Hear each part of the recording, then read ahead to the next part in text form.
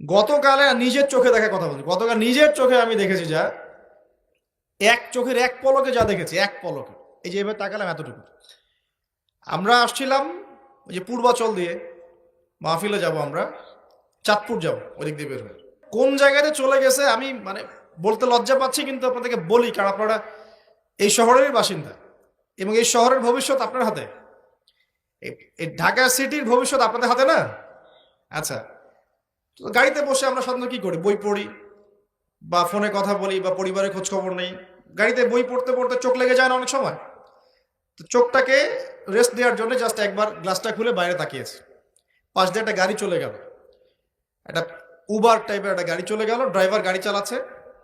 পিছনের সিটে, আপনার শহরের অবস্থা বলছি, পিছনের সিটে আমি দেখলাম যে একটা ছেলে এভাবে বসে আছে, আমি যেভাবে বসে আছি, আর একটা মেয়ে তার উপরে উঠে বসে আছে ওপেন রাস্তার মধ্যে। এটা আপনাদের শহর। আমি যে বলি যে কিয়ামতের যত সায়েন্সগুলো আছে, নিদর্শনগুলো, সেগুলো মোটামুটি প্রকাশ পেয়ে গেছে সব শহরগুলোতে। আপনারা তো বিশ্বাস করতে চান না। নবীজি এটার কথাই বলছিলেন হাদিসে যে কিয়ামত ততদিন পর্যন্ত হবে না যতদিন পর্যন্ত মানুষ গরু গাধার মতো রাস্তাঘাটে জেনা করবে না। স্পষ্ট হাদিস আছে, কিয়ামত ততদিন পর্যন্ত হবে না যতদিন পর্যন্ত মানুষ গাধার মতো রাস্তাঘাটে জেনা করবে না। এগুলো জেনা না?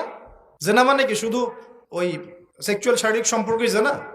দেখেন, ফ্ল্যাটে ফ্ল্যাটে জেনা হচ্ছে এখন, ফ্ল্যাটে ফ্ল্যাটে জেনা, মাদকদ্রব্য সেবন করছে, ধনির দুলাল, কোনো খবর নাই। একটা অসুস্থ প্রজন্ম তৈরি করছে আমরা, জানেন? এই প্রজন্মের ছেলেরা নাস্তা করে 12টা-1টার দিকে, দুপুরে এদের রাত হয় 12টা-1টা পর্যন্ত, ঘোরাফেরা করে, ফজরের নামাজের সময় ঘুমায়। ফজর নামাজটা পড়ে ঘুমায় না, কিন্তু ফজর নামাজের সময় ঘুমায়। উঠে দেখবেন 12টা-1টায় নাস্তা করে, 12টা-1টার দিকে।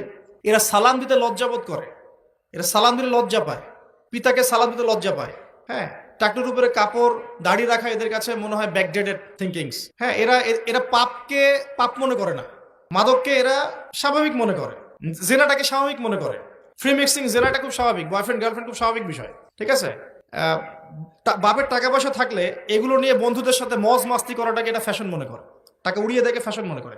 ওই টাকা পয়সা কামাই করতে পিতাদের কত কষ্ট হয়েছে ওরা জানে না, পিতারা জানে। এই প্রজন্মের মেয়েরা দেখবেন পর্দাটাকে ব্যাকডেটেড থিঙ্কিংস মনে করে, চুল খোলা রেখে গেঞ্জি টি শার্ট পরে বাইরে ঘুরতে যারা পরিমাণ লজ্জাবোধ কাজ করে না, যারা পরিমাণ না। বিভিন্ন অকেশন আসলে দেখবেন মোমবাতি জ্বালিয়ে অগ্নি পূজা শুরু করে দেয়। হ্যাঁ, এবং কোনো কোনো ক্ষেত্রে সংস্কৃতির নামে এমন কিছু শিরকি কাজ করে যেগুলোর সাথে ইসলামের কোনো সম্পর্ক নেই। এরা জীবনে প্রতিষ্ঠিত হওয়াকে, বাইরে একটা ডিগ্রি সার্টিফিকেটকে নাজাতের ওসিলা মনে করে ফেলে। নামাজ, রোজা, হজ, জাকাত, ইসলামিক কালচারগুলা তাদের কাছে মনে হয় এগুলো শেষ বয়সের কাজ, এই বয়সে করার দরকার নেই। আমরা একটা অসুস্থ প্রজন্ম তৈরি করে যাচ্ছি।